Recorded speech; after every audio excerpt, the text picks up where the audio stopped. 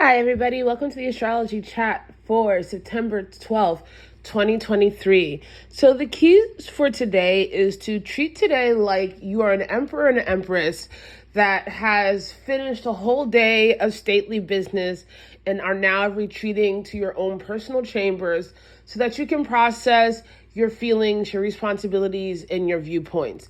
And I say this because we continue to have the moon in Leo. And again, the moon in Leo is about your creativity, your inner child, your desire to shine, cultivating a life that you can be authentic in. But it's also going to be void after 11:05 a.m. for the rest of the day. So the first half of the day, there's the very public face of Leo.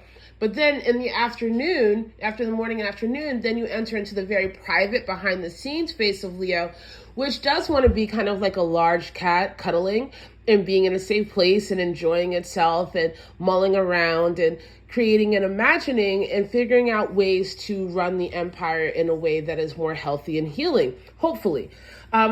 So this is really going to depend on how willing you are to accept your vulnerability and integrate your vulnerability into the process of developing your own authentic expression.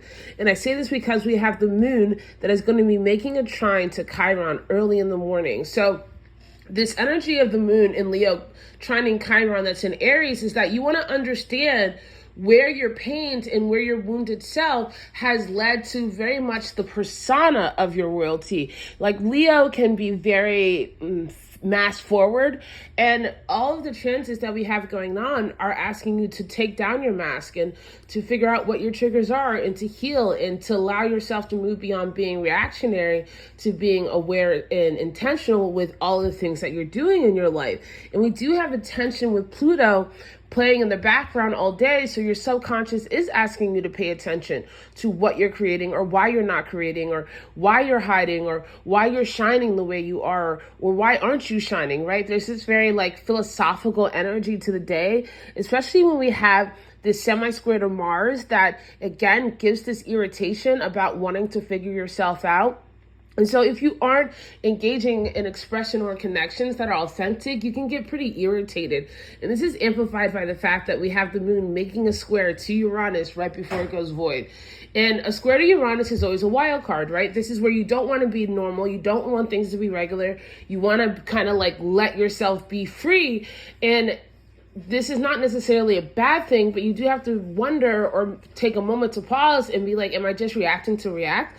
Am I used to reacting? Do I really want to react to this? Do I want to just get distracted and get lost in something so that I don't have to consider myself and feel for myself? And so there is this like gentle balance between letting yourself be present and responding to your world around you, but not letting it define you. So it's a kind of introspective day. Again, this is why I'm saying to you, let life happen, do what you need to do, but also let yourself take a step back and observe what's going on in your life and in your process and make adjustments as you need to.